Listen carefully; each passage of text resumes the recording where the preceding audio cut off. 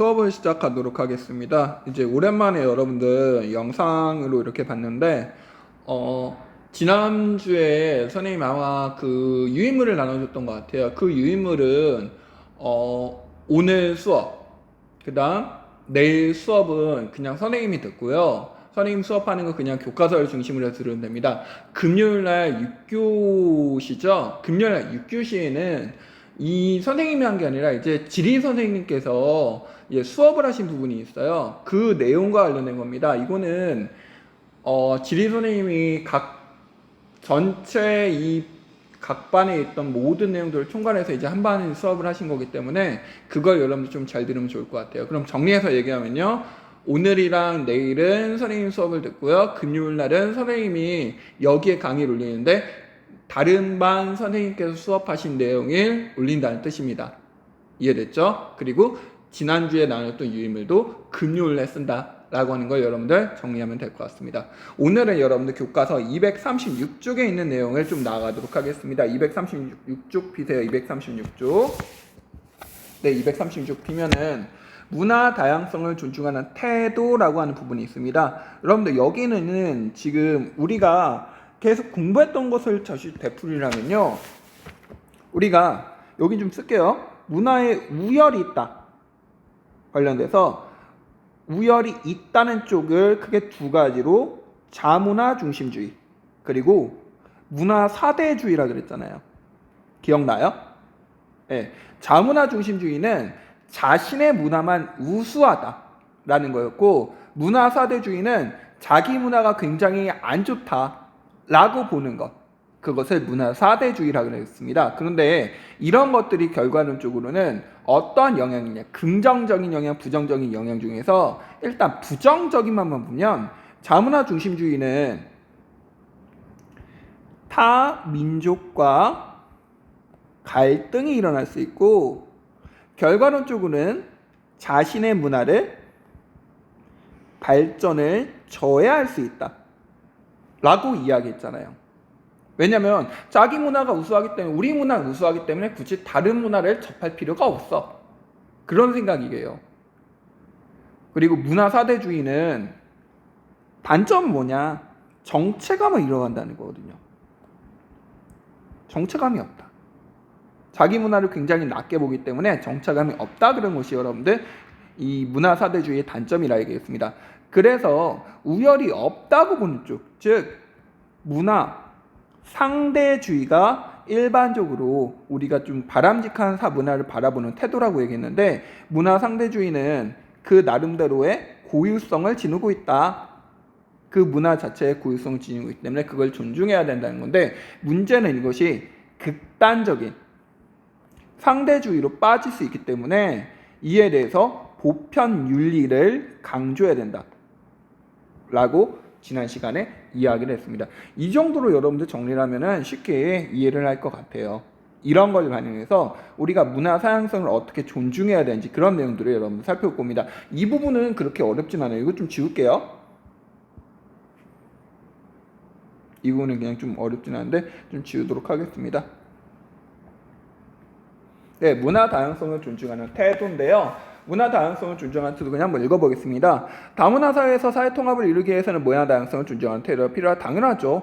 자연환경이나 사회 문화가 값지다는 다양성으로서 하고 문화 사회에서 일어나는 갈등이 해결할 수 있다라고 되어 있습니다. 여기서 여러분들 좀 봐야 될 게 이제 두 번째 문단이에요. 문화 다양성을 존중하는 태도는 차이와 차별을 구별하며 인식하는 데서 출발한다라고 되어 있습니다. 차이랑 차별 이거 지난 시간에 설명하긴 했어요. 차이나 차별 조금씩 다르다는 건데 차이는 여기 나온 것처럼 서로 다르다는 것을 그냥 평가가 내리는 거예요. 내가 너랑 다르다 라는 거거든요. 근데 차별이라는 것은 이 차이를 의미로 해서 여기에 부당하게 대우한다는 것이 더해지는 거죠. 차이는 다른 것을 인정하는 거고요. 차별은 그런 다름에 따라서 부당하게 대우하는 것. 그것이 차별이라고 볼 수 있습니다. 잘못된 거잖아요. 그러므로 문화 간에 나타나는 차이를 자연스럽게 인정하는 것. 차별이 아니라 차이를 자연스러운 것을 인정하고 차별의 근거로 살아남지 말아야 된다라고 되어 있습니다. 이런 것들을 좀 확인할 수 있는 게 거기 왼쪽에 있는 세계 문화 다양성 선언이거든요. 밑줄 한번 쳐두고요. 이거 지난 시간에 쳤던 것 같아요. 유네스코는 2001년 세계문화다양성 선언을 채택하여 문화다양성을 보호하는 것으로 윤리적 의무이자 인간의 정성을 보장하는 것으로 강조하였다. 이 정도만 여러분들 알아두면 됩니다. 세계문화다양성 선언, 문화다양성을 강조하는 내용이 있다라는 거 하고요. 그럼 문화다양성을 존중하려면 어떤 노력이 필요할까라고 되어 있습니다. 밑에 나와 있죠?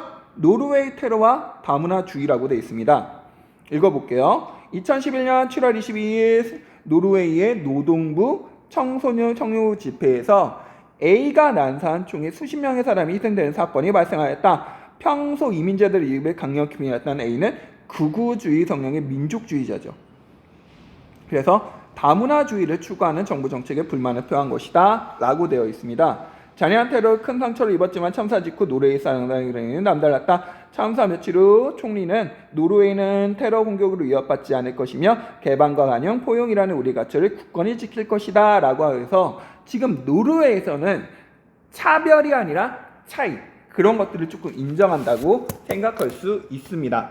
그럼 밑에 문제 1번을 볼게요. 문화 다양성에 대해서 A와 총리가 보인 태도를 각각 평가해 보자라고 되어 있죠. A와 그럼 A는 지금 문화 다양성을 인정하는 거예요, 안 하는 거예요? 문화 다양성을 인정 안 한다. 문화 다양성을 인정 안 한다. 그리고 자신의 문화만이 옳다라고 되어 있죠. 자신의 문화만이 옳다. 아까 뭐라고 했습니다? 자문화 중심주의 라고 정리할 수 있을 거고요. 총리 같은 경우에는 문화 다양성을 인정한다. 그리고 이 문화 다양성을 인정하는 것 때문에 반대로 관용이라는 뜻을 이 사람은 강조하거든요. 관용은 여러분들 이제 다음 부분에 나옵니다. 다음 부분 보도록 할 텐데요. 잠깐만요. 이걸 어떻게 줄여야 되지? 이걸 줄이면 되는 거야? 잠깐만. 관용이라는 부분에 대해서 보도록 할 텐데, 다음에 나옵니다. 문화 다양성을 존중하려면 관용의 실천이 필요하다라고 돼 있죠. 관용의 실천 밑줄 한번 쳐두고요. 그럼 이 관용이라는 것이 무엇이냐라는 건데, 이 관용에 대해서 여러분들 왼쪽에 나옵니다. 관용은 종류가 두 가지가 있어요. 이런 것도 한번 살펴봐야죠. 소극적 관용이라는 것은 싫어하고 거부하는 것에 대해서 반대하거나 간섭하지 않는 것. 나는 그렇게 하지 않겠지만 타인이 그렇게 하는 것을 용인하는 것. 그러니까 다른 사람이 그렇게 하는 거구나 라고 하면서 그냥 특별하게 자신의 의견을 나타내지 않는 거라고 볼 수 있죠. 적극적인 거는 싫어하고 거부하는 것이라도 다른 사람이 행한다면 그 원리를 인정해 주는 것으로 다른 사람도 나처럼 인권을 존중받고 평화로운 삶을 살 수 있도록 노력하는 것. 조금 소극적과 적극적 관용의 차이점. 다른 사람이 행한다면 그 권리를 인정해 주는 것 조금 이해가 되나요? 소극적과 적극적 관용. 이렇게 여러분들 차이가 있다는 걸 알아두고 이런 차이 속에서 문제는 관용을 무제한으로 허용하면 굉장히 문제점이라는 것도 알아두면 돼요. 다른 사람이나 집단이 자기 문화가 다르죠. 존중하는 건데 이걸 너무나 많이 허용하면 불관용까지 인정하는 관용이 역설이 일어나게 된다. 라는 걸 좀 알아두고 그렇기 때문에 관용에 한계를 두어야 한다. 마찬가지로 관용도 인류의 보편적 가치와 사회의 기본적 질서를 훼손하지 않는 범위에서 허용해야 된다. 이전에 극단적 상대주의, 문화 상대주의에서도 전족이나 사티 같은 것을 인정하면 안 된다고 얘기했잖아요. 전족, 여성들의 발을 강제적으로 작게 만드는 것. 아무리 그 나라에서 그게 미의 기준이라 하지만 그런 것들을 간섭하는 것은 인류의 보편적 가치에 훼손된다라고 했기 때문에 그런 것에 대해서는 인정을 해두지 말아야 된다라고 여러분들 정리를 할 수 있을 것 같습니다. 최소한 여러분들 이런 정도는 좀 기본으로 알아둬야 된다고 볼 수 있어요. 내용을 이렇게 살펴봤고요. 다음 2번입니다. 세계 문화 다양성의 날과 신청 캠페인이라 되어 있죠. 국제연합이 5월 21일 제정된 세계 문화 다양성의 날은 세계 각국의 다양한 가치로서 인류가 직면한 문화의 핵이란 분산하고 다른 다원적 가치를 통해서 극복하는 것을 목적으로 한다라고 돼 있죠. 세계 문화 다양성을 차이를 긴장하는 문화 다양성 포스터. 차이를 즐기자. 차별이 아니라 차이를 즐기자라고 되어 있고 이렇게 유네스코가 중심이 돼서 세계 문화 항목을 전개하고 있다 정도만 여러분들 알아두면 될 것 같아요. 이게 딱히 그렇게 어려운 내용은 아니기 때문에 여러분들 이렇게 조금 파악을 해두면 될 것 같습니다. 페이지 넘겨볼게요. 238쪽 넘기면요. 다문화 사회로 변한 우리나라라고 되어 있어요. 한번 내용을 읽어보면요. 안산과 관련된 거거든요. 안산이 참고로 여러분들 굉장히 많은 외국인 노동자들이 있습니다. 우리가 외국인 노동자가 좀 많다고 생각하는 지역이 보통 이제 뭐 서울의 그 대림동, 뭐 범죄 도시에 나왔던 그런 거기 때문에 아 그런 데 가면 조선인들이 굉장히 많겠구나, 중국 사람들이 많겠구나, 또는 이태원 그렇게 생각할 텐데 안산도 굉장히 많거든요. 이 안산에 다문화 특구가 형성되어 있습니다. 한번 읽어보면요. 경기도 안산시는 외국인이 많이 거주하는 지역으로 안산시 단원고 원곡동이 된 2009년에 다문화 특구로 지정됐다. 밑줄 한번 쳐두고요. 원곡동은 원래 바다와 같은 반농반호의 작은 마을인데 안산에 반월공업단지가 들어서면서 서서히 변화됐다. 일자리를 찾기 위해서 노동자 매출을 했고 90년대 들어서 외국인 노동자가 많이 일어나서 국경 없는 마을이 됐다라고 되어 있습니다. 원곡동 일대가 다문화 특구를 지으면서 거리 풍경이 단란을 됐다. 외국인이나 외국인 주민센터가 들어오고 외국인 주민센터 그리고 한자어로 쓰이는 은행들 한자 등 원고로 바꿔서 간판을 놨다. 거리에는 외국어로 된 간판이 많고 외국인들이 굉장히 많다라고 되어 있죠. 우리나라인데도 불구하고 굉장히 다양한 것들이 있다고 볼 수 있어요. 네, 다양한 환경들을 볼 수 있습니다. 그럼 안산의 다문화 특구에 형성되는 과정을 보도록 할 텐데 첫 번째 지금 내용 보면 70년대에 반월 공업단지가 조성된 거죠. 조성됐고 이것이 80년대 들어서 본격적으로 조성되면서 이때 노동자들이 유입됐다. 그리고 90년대 들어서 이때 내국인 노동자들이 감사하면서 외국인 노동자들이 등장했다. 그리고 2009년 다문화 특구로 지정됐다. 볼 수 있죠. 이렇게 지금 변화되는 과정을 이해했나요? 네, 여러분들 이렇게 내용 살펴보면 될 것 같고요. 그럼 이런 와중에서 안산에서 찾은 다문화 사회의 이모저모라고 되어 있습니다. 내용을 보면요. 안산 다문화 거리의 특징, 풍경 관련해서 다문화 축제 포스터, 한자로 쓴 은행 간판, 아까 본 것처럼 다문화 도서관, 다문화 센터의 노래 교실 같은 것들이 굉장히 있다고 볼 수 있죠. 그럼 이런 와중에서 여러분들 이거 문제를 한번 풀어보도록 하겠습니다. 1번 자료 1을 참고하라. 다문화 사회로 변한 한국의 모습을 안산에서 찾아 빈칸에 정리해보고 다른 지역도 조사하여 소개해보자 라고 되어 있습니다. 이 중에서 여러분들 보면은 외국 음식점, 다문화 지원 정책, 광고라고 되어 있는데 이런 것들을 여러분들 이런 내용들을 참고로 해서 한번 읽어보면 될 것 같아요. 그리고 2번 1에서 조사한 다문화 사회의 변화가 가져온 긍정적 측면과 부정적 측면을 조사해보자 라고 되어 있습니다. 다문화 사회를 갖고 와서 긍정적인 부분, 이거 계속해서 이야기했던 건데 긍정적인 부분은 결과론적으로는 우리 문화가 다문화 사회가 굉장히 문화가 다양하잖아요. 그럼 우리 문화는 어떻게 되죠?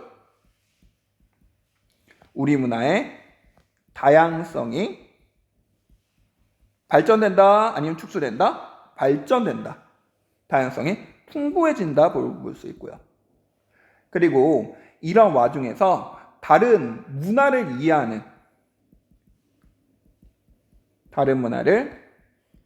이해하는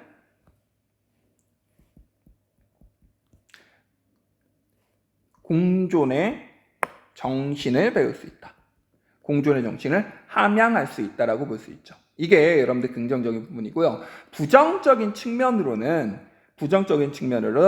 사회 통합의 문제점이 있다. 볼 수 있죠.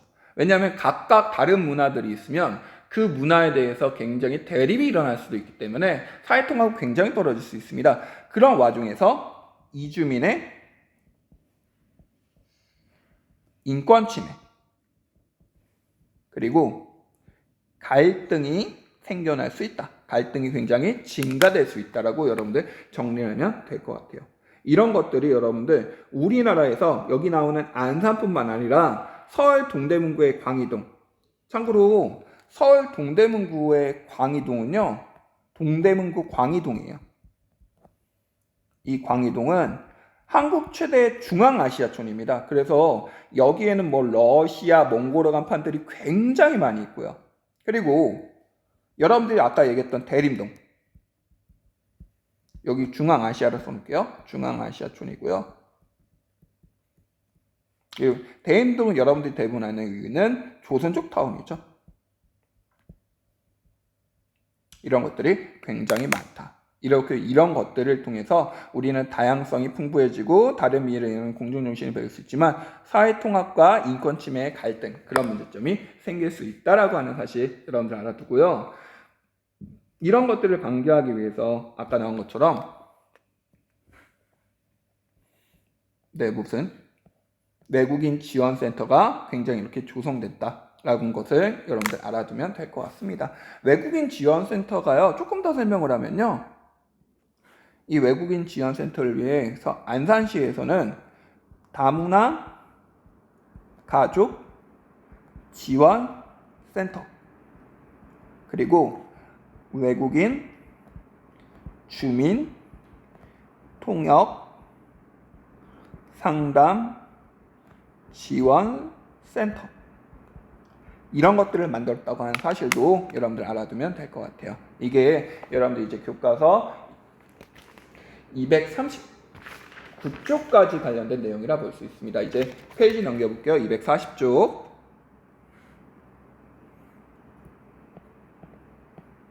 240쪽 넘겨보면 이런 정리하기 있죠. 정리하기 문제를 한번 풀어보면 될 것 같습니다. 정리하기 1번.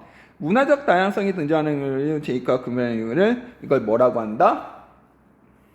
뭐라고 해요? 왜 안 나오냐 이거? 아하. 문화권이라고 한다. 뭐 이건 그렇게 어려운 건 아니고요. 다음 2번. 다음 사진과 같이 나온, 잠깐만요.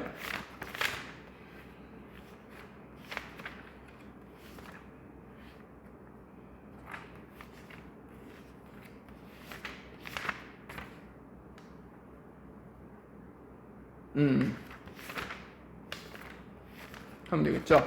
다음 사진과 같은 생활권의 특징을 서술해보자 라고 되어 있습니다. 이거 무슨 생활권이에요? 유목생활권. 유목생활권이라고 쓰고요. 유목생활권에서는 계절에 따라서 이게 일정한 시간을 오가면서 가축을 기르기 때문에 이들은 이동생활을 하고요. 이동식 가옥에서 생활을 하죠. 이동식 가옥 거주하고요. 또한 유목민들은 가축으로부터 의복, 음식, 그리고 가옥의 재료를 얻는다 라고 정리할 수 있죠. 유목생활권이고 이들은 이동식 가옥을 지으며 가축을 고든 거예요. 이들니까 여기서는 솔직히 사막이잖아요. 사막이 많기 때문에 이들은 실질적으로 뭐 공장을 짓거나 아니면은 뭐 다른 것들을 할 수가 있는 건 아닙니다. 오로지 가축을 통해서 의식주를 해결한다라고 정리하면 될 것 같아요. 다음 2번. 문화 전통과 전통, 문화 변도가 전통 문화입니다. 가로 안에 알맞은 말을 골라 써보자. 문화, 동화, 문화 병조는 다른 사회의 문화가 하나 문화로 나란히 각각 존재하는 것. 한 사회에서 다른 사회 문화가 각자 두 가지가 있는 걸 뭐라 그런다? 문화 병존이라 한다. 다음, 서로 다른 사회 문화가 결합하여 기존의 두 문화 연사와 서로 다른 새로운 문화가 만들어지는 거, 이거 뭐라 그런다? 문화 융합이라 한다. 다음 2번. 한 사회에서 기존에서 그 사회의 권위를 우리는 뭐라 그런다? 전통 문화라 한다. 그렇게 어렵진 않죠. 다음 3번. 문화 상대주의죠. 다음 2번. 문화 사대주의의 문제점을 간단히 써보라 라고 되어 있는데 아까 얘기한 것처럼 자신 문화에 자신 문화의 발전성을 줘야 한다. 쓰면 될 것 같고요. 보편윤리는 일반적으로 인간의 존엄성 그리고 생명 존중을 추구하는 것. 이것을 보편윤리라고 한다라고 할 수 있고요. 다음 4번. 다문화 사회에서 다문화의 편견에 의무적으로 다른 사람이나 집단을 부정하기 전에는 차별이 발생할 수 있다라고 볼 수 있고요. 다음 2번. 다문화 사회의 통합을 이해할 수 있는 노력은 모두 골라보자. 관용의 실천 맞고요. 다문화 교육 확대에 맞고요. 단일교 인족 교육 강화 아니고요. 외국인 노동자의 취업 지원 맞죠. 이렇게 정리를 할 수 있을 것 같습니다. 다음 논술활동하기는 여러분들 한번 읽어보면 될 것 같아요. 다음 자료를 읽고 우리나라의 전통문화를 창조적으로 개성하고 발전하는 모습 서술해보자 라고 되어 있는데 한옥은 난방을 위해 온돌과 냉방을 위해 마루가 결합되어 있다. 이는 기온의 명확한 해결한 독특한 주거 방식이다. 그런데 이제는 한옥에 있었던 온돌 이런 것과 마루를 아파트에서 지금 정복했다는 거죠. 창조적으로 계승했다라고 해서 굉장히 여러분들 이런 내용들이 들어가 있다 볼 수 있습니다. 네, 이런 거 여러분들 한번 읽어보면 될 것 같은데 그럼 이거 전통문화를 창조적으로 계승했잖아요. 이것은 문화적 변동에서 어디에 해당될까요? 여러분들이 그건 각각 스스로 답을 한번 맞춰가지고 여기 교과서 위에 좀 써두면 될 것 같습니다. 한번 여러분들 그렇게 문제를 마지막으로 풀면 될 것 같고요. 오늘 여러분들 이제 문화적인 다양성을 존중하는 것 관련돼서 내용들을 살펴봤습니다. 이제 다음 시간에서는 이제 새로운 대단원을 여러분들 공부할 거예요. 오늘 여러분들 공부한 내용 굉장히 수고했습니다. 네, 내일 이제 수능이죠? 내일 수능이기 때문에 여러분들 되도록이면 내일은 푹 쉬고요. 우리는 내일이 수능이 아니구나. 내일 모레가 수능이죠. 내일 모레가 수능이기 때문에 내일 여러분들 아무튼 1교시에 수업 맞춰서 잘 들으면 될 것 같습니다. 수업 마치도록 할게요. 고생했습니다.